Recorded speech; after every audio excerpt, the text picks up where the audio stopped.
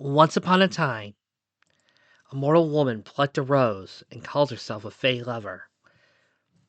Fey though he was, he had been a human once, and swore to become so again for her love. If only she could steal him back from the fairy queen herself.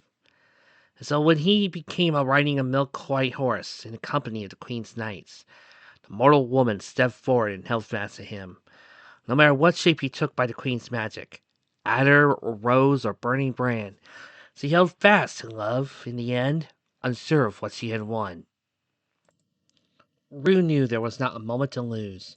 Having been at the mercy of a story for most of her life, she knew that what she and Latour had uncovered was not to be trifled with. Her prince and the others needed to know at once what they were facing. It was then she felt like cursing Mythos for the first time since she had regained his heart. She was almost too much in awe of him for having saved her to feel anything but adoration. She had been angry with him before, when he was heartless and incomplete, but never had she felt so infuriated by his carelessness.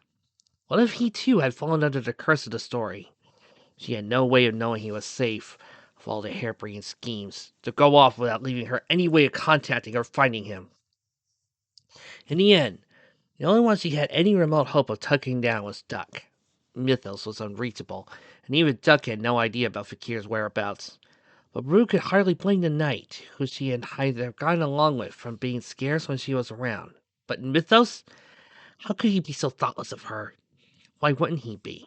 A treacherous part of her whispered. Well, you don't allow him to see any of your thoughts at all anymore. Only smiles. It was an admission she would have never been able to make to herself in the fairy tale kingdom, where everything was perfect and luminous. And to admit a flaw in herself was to admit she did not belong. There was no time for such thoughts now, she told herself firmly, as she climbed the final set of stairs to Duck's attic room. From the frantic calling coming through the door, however, it seemed Duck wasn't there. She was tempted to leave the miserable ravens to their fate, but an unexpected stab of pity stopped her. Is this what Mythos had felt when he found the helpless things? It made her turn and open Duck's door. Honestly, doesn't she realize how unsafe it is to leave her door unlocked? Rue murmured under her breath, willfully ignoring the fact she wouldn't have been able to enter if Duck had been sensible enough to use a lock. The fledgling ravens had wreaked havoc in Duck's room. Although to be fair, beyond the bird droppings splattered over the desk, Rue couldn't tell how much of a mess was the ravens and how much was Duck's. As soon as she entered the room, the nestlings began fluttering around her, half hopping and half flying, but maintaining endless racket. There were only two, but their frantic movements made it seem like she was surrounded by a half-dozen scraps of inept darkness. At last, one landed on a glass jar on Duck's desk and cawed imperiously. Stepping closer, Rue realized it was the jar of insects Duck used to feed them. Oh no, Rue told the birds as she could understand her. That is not happening. But the fledglings kept calling, half imperious, half begging, and at last Rue sighed and hung her head in resignation. If you think I'm sticking my hand in there, you are sadly mistaken. Come along. If you get lost, it's your own fault. The two ravens followed her out of the room, and then out of the girls' dormitory, into a corner of the yard in front of the building. Squatted down, she unscrewed the lid of the jar, and undone did so the insects onto the ground, before capping it once more, stepping back hastily. She watched as the raven fledglings bumbled about on clumsy wings and legs, trying to chase their suppers, and could not help giggling at their antics, until she saw one of them attempting to eat their catches, at which point she turned away and utterly repulsed. No doubt Duck would give one of her carefree laughs if she were here to see Rue's squeamishness and Mythos. Should she know what he would think? She hadn't allowed herself to get to know Mythos, who changed, becoming more warm and alive with each heart shard Princess Tutu had returned. So terrified she was of losing him to Princess Tutu's love, the heartless Mythos would not have known what to think, would have parroted whatever she wished. The raven-hearted Mythos would have taunted her for it. But this Mythos, what would he think? Has he made herself as much of a stranger to him as he had become to her? Heedless of the shocked passerby, Fakir and Mythos rushed the bleeding Duck to the gold-crowned town infirmary. A startled look on the doctor's face, a flurry of activity, and then endless waiting. Fakir paced relentlessly, forgetting Mythos in the infirmary entirely, as his mind struggled to make sense of his actions of the past few weeks. How could he have to Charon, to Duck, to so many others? Mythos wants his friend and knight to send further into angles of each step. What is going on, Fakir? Mythos asked, not only for the answer, but to pull Fakir out of his silent self-recriminations. Haltingly, Fakir laid out as much of the tale as he knew. When Duck was losing her memory, I couldn't bear it anymore. I gave her my heart and my humanity to make her human again. It hadn't been a very wise thing to do, Fakir knew, and no doubt Artur would not fail to point out his foolishness. The bespectacled boy, on first hearing of Fakir's plans, and pointing out that the prince and the raven, the removable hearts, had been labeled a forbidden power. Of course, Artur had made his observation in a goading, speculative way, rather than as a warning. But Fakir had known from the start that his plan had been foolish and dangerous. His mistake lay that he thought it would be dangerous only to himself. And, when Duck's memory had been fading, as he seemed to have slipped away from him with each passing second, he did not care what dangers he exposed himself to. I thought if I wrote a story about myself rather than about her, then even when I was gone, my story wouldn't control her, that I couldn't hurt her, Fakir concluded, laughing bitterly at the end. A worthless knight can only become a worthless writer. You have always been my truest knight. How can you say that, Mythos, when I raised my sword against you? I, too, have raised my sword against you, against countless innocents. Did you ever think any less of me? You've always been too kind for your own good, Fakir grumbled at last, but his heart wasn't in it.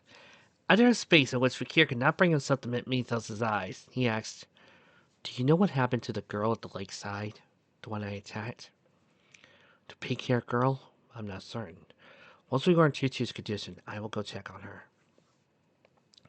To keep Fakir from descending once more into a spiral of guilt, Mythos decided to hand him a mystery. He explained his and Rue's presence in town, ending with the discovery of the fledgling ravens and the dazed townsfolk they haunted. The ravens are real? Fakir asked in disbelief. I thought they were manifestations of despair, not real birds. They are very certainly real. I have the bite marks on my fingers to prove it. Mythos held out a hand with a rueful smile. Vicious little things, but not evil. Or at least Tutu agrees with me they're not. The story, then, is far from over. By the way, do you guys think we've used almost every letter of the alphabet so far? Artur had parted ways with Rue at the book stop. So absentmindedly. He was not sure how and when it happened, where she had gone or why. He had stumbled into the library unthinkingly and sat in his usual carol, a habit so ingrained it was as instinctive as breathing. The curse of a scorned tale, the old man called it, his flesh turning to stone even as he spoke. Even as they watched, there was a difference. The bookman had said with a rueful grimace, between ripping out endings from finished tales to keep them from coming true, and infesting unfinished tales and denying them even beginnings. The entire town had been caught up in the tale, and now they too, like the story, would be unable to move forward. Artur felt a stiffness in his bones, a prickle in his scalp, and wondered if it was the effect of an overactive imagination, a bladed rasp of guilt or dread, or something more. After all, his had been his first hand to deface the unfinished tale. Was this the story he had authored for himself? Fakir insisted on staying by Duck's side until she woke, not wanting her to wake disoriented and alone in a strange place. Anticipation and dread roared within. He did not know how he would face her. He sat by her bed, a tentative hand reaching out for hers. He remembered another vigil, one he had kept for him and the missing Mythos. As the setting sun set orange light streaking in the air through her window, Fakir watched Duck's eyes at last begin to flutter. He let out a breath he did not know he was holding when she opened her eyes. Following the gentle pressure on her hand, Duck's eyes found Fakir's first. Fakir's hand and then his worried face. Fakir, where? Before she could even finish her question, he was carefully helping her prop up a little against the pillows, offering her water for her parched mouth, and then helping her drink. Worry and concern etched in his frown as he answered her unfinished question, adding, They said you shouldn't move around much, or even try to really sit up yet, since you lost so much blood. You won't be well enough for a week or so. Oh, weak, she murmured. But I want to be back in my own room, with my own clothes, She said, plucking at the fabric of the hospital gown.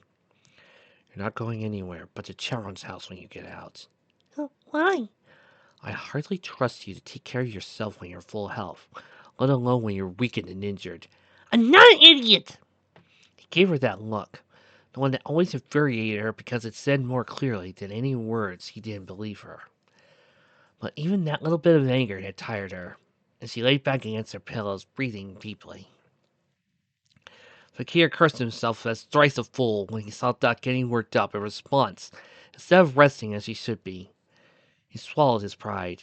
Duck, I know you can't forgive me, but please, just let me take care of you until I know you're better again. Startled by the guilt and pain in his voice, Duck opened the eyes she had closed for a moment. Fakir, this is my fault too. I know I should have given back your heart. Never, he whispered fiercely. When you began to lose your memory, I didn't care what I had to give up to get you back. You think I'm the idiot? Duck couldn't help but muttering. I heard that. Maybe because you were supposed to? And at that, somehow, they were both chuckling, laughter filled with relief more than anything else. And somehow, despite the fate they were together again, Fakir didn't care what else awaited them. Didn't care that the story was not yet over, as long as he was at Duck's side and she at his. For the first time in the past few anxiety-laden weeks, Duck felt at ease, as if she had somehow come home. Wondered how strange the feeling was, considering the hospital was entirely unfamiliar to her. Perhaps all she needed was Fakir. You should rest now. No, wait, you didn't answer my question. I was going to ask where I am, but where were you? She demanded, although she did not have the energy to properly cross with him. A trace of anger colored her voice at her, reminded of weeks of worry for him. The monster raven had me. It continued as if trying to remember a dream. It wasn't hidden that I wasn't hidden away. He had my heart, was a part of it. But how? Mythos defeated him. I think, he frowned, working out the answer to a problem he was still unsure of. There's a monster raven, he responded, inside us all. Despair. I abandoned myself when I removed my heart. And is it all over? She asked, just as uncertain. Now she looked so frail now that it made his heart ache. He knew she would never forgive him for keeping this from her. You know about the fledgling ravens? He confirmed, and that was answer enough. She sighed, closing her eyes. He shifted in her chair by her bedside, reached for her hand once more as if he needed proof of her reality while she slept. Here. Duck ventured again after a protracted silence. You're supposed to be sleeping. Duck snorted at that, eyes still closed, not even dignifying that with a response. What exactly happened by the link? You mean you don't remember? He asked in a strangled voice. He continued hauntingly. When I struck you, the broken pendant that was my heart shattered, and I think your heart did too. At least, that's the only reason I could think of for you appearing like a sort of mirage before me. Like Mythos' heart shards used to. Both our hearts had been split open when we were inside them. That's why I think you were human when we danced, and so was I. His voice faded into silence, and he did not know if he could bring himself to continue.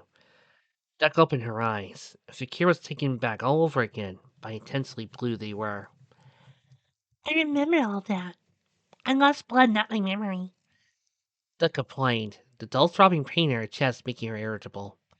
Fakir couldn't help but grimacing at the unintentional irony of her words. I mean, I returned your heart, right? So, am I still human? I still don't have the pendant, do I? She added, tugging at the neck of her hospital gown with a weak hand, her fingers catching against the pale gold chain circling her throat. She tried to sit forward, craning her neck in an attempt to peer at the stone leaning against her collarbone. It's different. She remarked, surprised. Her fingers trying to hold out the stone. It was smooth and warm to the touch. A small egg-shaped jewel, suspended from the chain on the narrow end. Was it a trick of the light, or did it swirl with two different shades of red within?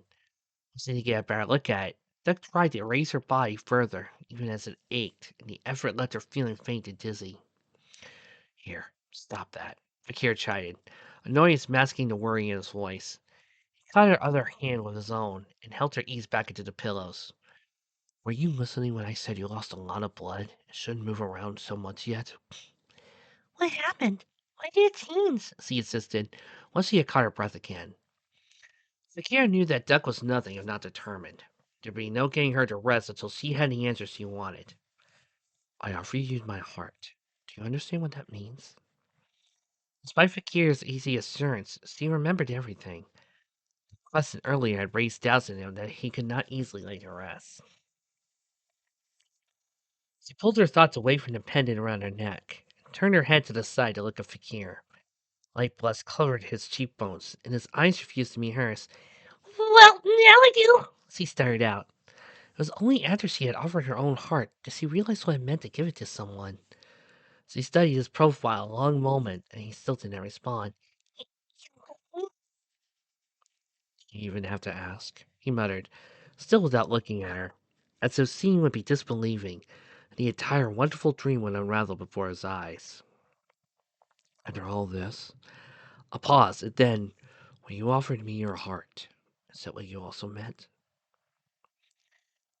Well, yes. What else could I have meant by it? Duck couldn't help being both a touch exasperated and a touch amused at his question. All that's what Fakir thinks he was. And I think that's why you're human. He would say it calmly and logically enough, but by the end he could not continue sitting beside her. Let her gaze at his embarrassment. Rising, he walked to the window across from her bed, looking out into the setting sun, back to her. The other pendant was made of my humanity. But this one, I think, is made of a piece of our love for each other. That's because of you, she said. Now I'm human again. Turning away from the sunset, its light still in his eyes, he faced her, crossed the room, and returned to her side at the softness in her voice. Tossing aside all that embarrassment, healed in the face of having almost lost her, seeing her now so weak, she had the edge of the bed, and gently, so gently embraced her, holding her close, holding her as tightly as he dared. It's because of you. He whispered to her hair that I'm human again. I've forgotten how much light there is in the world until you gave it back to me. By the true Rue had admitted to herself there was no hope of finding the others by wandering around town on her own further. It was late afternoon. How could she possibly do nothing but sit around and wait without driving herself to distraction? Leaving a note on her door and ducks to look for her in the practice rooms, Rue headed down toward the ballet buildings, hoping to dance out some of her frustrations. The two fledgling ravens that had been trailing her throughout her search still accompanying her. She slipped on her claret and colored shoes, stretched, and went through the basics again and again. At last, she pushed herself into more and business process. All the while, the fledgling ravens fluttered, careful not to hamper her movements. She wanted to bemuse that she was forever doomed to be the princess of ravens. Even if she had changed her fate, there was still that darkness within her. But soon, that and all other thoughts slipped from her mind, as she threw herself into every emotion she had not dared express over the past months into her dance. She surrendered herself to it. It was the most beautiful, terrifyingly beautiful thing Arthur had ever seen, all satin and porcelain and night. And he wondered, when she stopped, if he would see Princess Karehi. But the moment had passed, and when she drew to a halt, breathing hard, the look in her eyes and the small smile of recognition on her face were entirely human. I thought I would find you here, Ator said. Ruth tilted her head in acknowledgement. The world were ending, he asked her conservationally. There's nothing you could do to stop it. How would you go out of it? Ruth did not even have time to think for an answer. For all uncertainty, she said there were some truths that existed beyond doubt. Dancing with my prince. Then she realized she needed both, not simply one or the other to be happy. The world is not ending, she added resolutely. She wouldn't let it, not this way. Would you mind then, since the world is not ending? Arturo asked, adjusting his glasses, if I accompanied you? Yes. My own fashion. Self-deprecating smile flashed across his face as he adjusted the bends of the piano by the windows and then struck a chord. And so Rue danced, her movements changing to fit the music changing to fit her movements. His fingers almost stumbled over the keys at some places, Eyes on Rue as she arched so gracefully. Ravens around her like traces of her motion, time caught in space, lilting music, so full of life, slowed, and then, one tinkling key at a time, faded to nothingness.